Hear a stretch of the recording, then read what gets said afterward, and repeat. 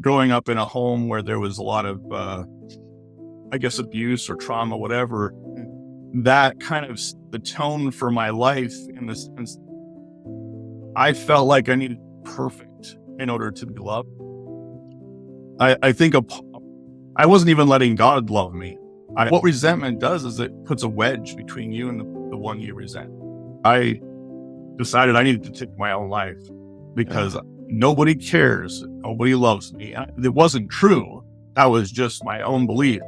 I was going to do it. And then I got this text that says, "What's wrong?" And I was like, whoa. The fact of the matter is that someone cared.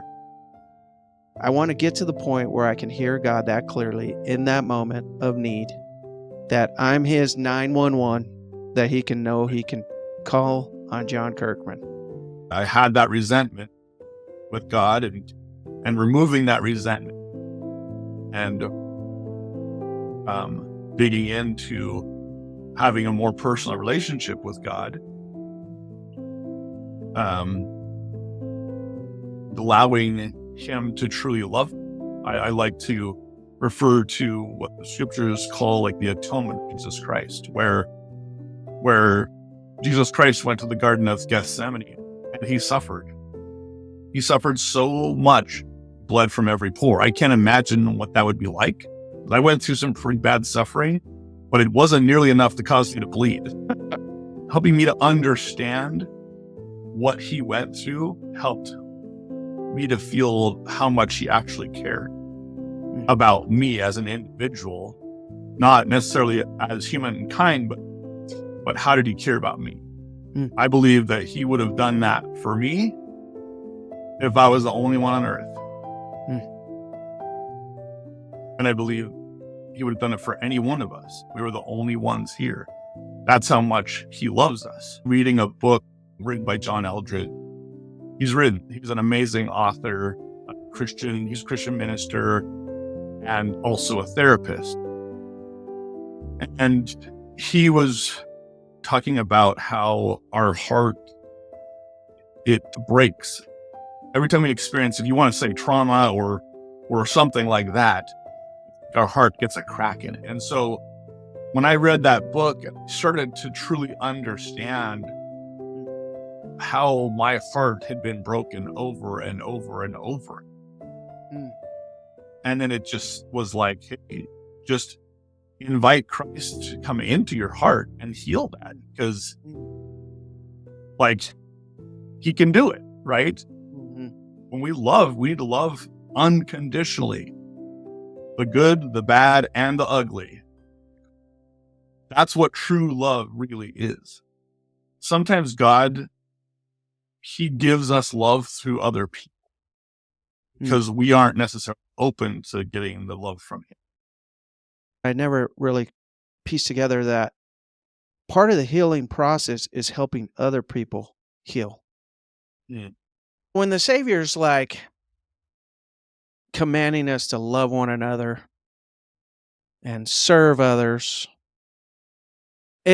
sometimes we're like, I don't have anything more to give. Yeah. But that might be the answer that we need to find more healing in our own life and to experience more love in our own life. We get so caught up in serving, meaning I'm constantly working to support. I'm constantly doing things for others. And we kind of get into almost like a people-pleasing type of serving, where we're always doing stuff for other people. So it's actually 3 commandments. Love God, love thy neighbor, and love thyself. And how often do we forget to love ourselves? We only love God and our neighbor. So tell us a little bit about what your organization does. Sure. What your organization offers. Sure. So Rise Undaunted is just a community of men. This is a group of men who actually want different results in their life. Talking about on Sunday isn't going to bring that, you know? Yeah. And so,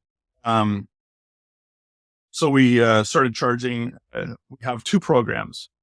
One is $25 a month, and that gives men meeting once a week where they can gather online or in person, depending on where they live. We have groups in different areas where they can connect in person or online, and if they don't have a local group. And this meeting, if you will, this gathering, is an opportunity for men to be able to connect, get unconditional love and support, learn together. We have audiobooks that we're listening to together so that we can level up, right? I've heard, I don't know who said this originally, but you'll get 1% better every day. Yeah, I love that. James Clear, Atomic Habits. If you were to ask me 10 years ago if I was going to be someone to lead men or coach men, I would have laughed at you and said, no way. I hate men. Men are just a bunch of jerks. I don't want anything to do with it. But God changed my heart. By going through my experience, this is a group of men who actually want different results in their life. Even if it was just 1% better a week, it doesn't have to be every day. You know what I mean? Yeah. What a difference that makes. Our wives don't like the complacent guy. They like the guy who has a purpose, who has a passion. We literally help men to create the life that they want. How much easier is it to hit your goals and dreams when you have other people that are supporting you, loving you unconditionally, and keeping you accountable to what you're working towards? Like night and day difference.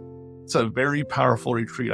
Some of the best relationships I have in my life were formed at these retreats. Nothing like I've ever experienced. 20 guys learning together to grow and improve and connect with God and heal our hearts. I mean, that just sounds amazing. Trevor, who have you come to see the Savior as?